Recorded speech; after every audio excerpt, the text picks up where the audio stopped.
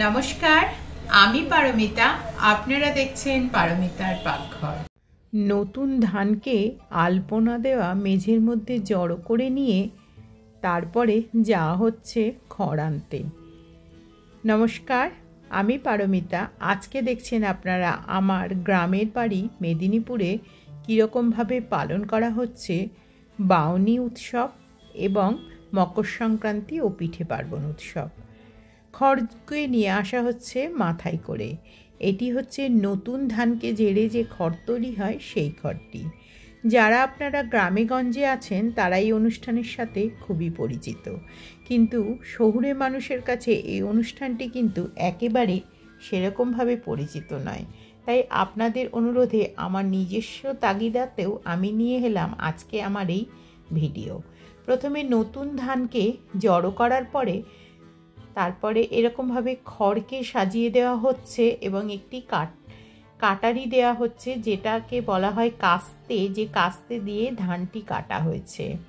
সেই কাস্তে দিয়ে এবং সমস্ত এই যে বেতের যে ঝুড়িগুলো হয় সেই সমস্ত কুনকে ঝুড়ি এই সমস্ত কিছু খড়ের ভিতরে চাপা দিয়ে দেয়া হচ্ছে। এইভাবেই তৈরি হচ্ছে বাউনি। এই বাউনিটিকেই পুজো করা হবে। এটি হচ্ছে মকর সংক্রান্তির আগের দিনে বাউনি উৎসব পালন। আমার গ্রামে ঠিক এইভাবেই পালন করা হয়। আমি যদিও এটি সম্পূর্ণ দূর থেকে দেখছি, কিন্তু আমি আমার অন্তর থেকে অনুভব করছি এই অনুষ্ঠানটি। সমস্ত দেখুন, দুয়ারে দুয়ারে প্রতিটি বাড়িতে বাড়িতে বিভিন্ন রকমের সর্ষে ফুল মূলো ফুল দিয়ে বাড়ির মহিলারা মাটির, কেউ বলে বাখুল, কেউ বলে উঠান, আবার কেউ বলে থাকে না এটা তো আমাদের বাইর পুজো। তাই বিভিন্ন রকম কথাতে দেখুন মাটির সমস্ত কিছু দিয়ে বিভিন্ন বাড়িতে একইভাবে বাউনি সাজানো হচ্ছে এবং আলপনা দিয়ে বাইরে পুজোর ব্যবস্থা করা হচ্ছে। এটি একেবারে অনেক রাতের দিকে, পুরো ফুলমুন যখন হয়, মানে পুরো চন্দ্র যখন আসবে, তখন পেঁচা যতক্ষণ না ডাকবে ততক্ষণ নাকি এই পুজোটা হতে পারবে না। ধান ঝাড়তে এবং ধানকে ঘরে তুলে আনতে, সোনার ফসলকে তুলে আনতে যা যা প্রয়োজন হয় সব দিয়েই কিন্তু বাউনি সাজানো হয়। কুলো দিয়ে ঝাড়া হয়, বিভিন্ন রকমের কুনকে, খড়, নতুন ধান সব দিয়েই হয়। এই উৎসবটি ভারতবর্ষের বিভিন্ন জায়গায় বিভিন্ন নামে পরিচিত। অসমে পরিচিত বিহু নামে, দক্ষিণ ভারতে পরিচিত পোঙ্গল নামে, আবার আমাদের বাংলা, আমার সোনার বাংলায় এটি কিন্তু পরিচিত একেবারেই মকর সংক্রান্তি উৎসব হিসাবে।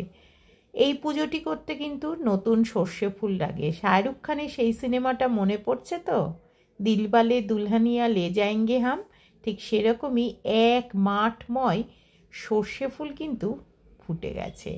আর সেই সর্ষে ফুল আমার গ্রামের ছেলেরাই সবাই মিলে তুলছে, কারণ আজকে হবে সেই নতুন সর্ষে ফুল দিয়ে পুজো। কি অপূর্ব মনোরম দৃশ্য দেখতে পাচ্ছেন, চোখটা যেন জুড়িয়ে যাচ্ছে। সত্যিই আমার গ্রামটি এতটাই সুন্দর, কিন্তু অনেক অনেক দূরে থাকার জন্য এটি কেবল আপনাদের সঙ্গে আমিও ছবি দিয়েই অনুভব করছি। এই সর্ষে ফুল মূলো ফুল দিয়েই হবে পুজো, কিন্তু বিভিন্ন রকমের পুর ভরে, ডালের পুর, তরকারির, বাঁধাকপির তরকারির পুর, নারকেলের পুর এবং ক্ষীরের পুর, বিভিন্ন পুর দিয়েই কিন্তু আজকে তৈরি হবে আজকের এই পিঠে। দেখতে পাচ্ছেন এই পুলি পিঠে খাওয়া কিন্তু রেওয়াজ। প্রতিটি বাঙালির বাড়িতেই কিন্তু এই পুলি পিঠে হয়ে থাকে চালের গুঁড়ি দিয়ে। এটি শহরেও হয়ে থাকে, কিন্তু গ্রাম বাংলাতে যে মাটির উনুনের যে স্বাদ হয় সেই স্বাদটা শহরে পাওয়া সত্যিই একটু মুশকিল। কি অপূর্ব সুন্দরভাবে পুলি বানানো হচ্ছে এবং পিঠে তৈরি হবে। শুধু পিঠেই নয়, পিঠে, পায়েস সমস্ত কিছু রাতভর খাওয়া হবে। পরের দিনের জন্য কিন্তু রাখা থাকবে, হাঁড়ির ওপর হাঁড়ি তুলে রাখা থাকবে। এইভাবেই পালিত হয় আমার গ্রামে প্রতি বছর পিঠে পার্বণ এবং তার সাথে পৌষ পার্বণ উৎসবটি। আমার মনে হয় এই ভিডিওটি আপনাদের অত্যন্ত ভালো লাগবে, কারণ এর মধ্যে একটি মায়ের ছাপ আছে, মানে আমার গ্রামের, আমার মাতৃভূমির ছাপ আছে। তাই এই সুন্দর ভিডিওটি আমি আপনাদের কাছে আনতে পেরে আপনাদের সঙ্গে যেরকম আমি যে কতটা খুশি হচ্ছি সেটা আপনারা বুঝতে পারবেন না। আর এই রইল সেই জিয়ানো।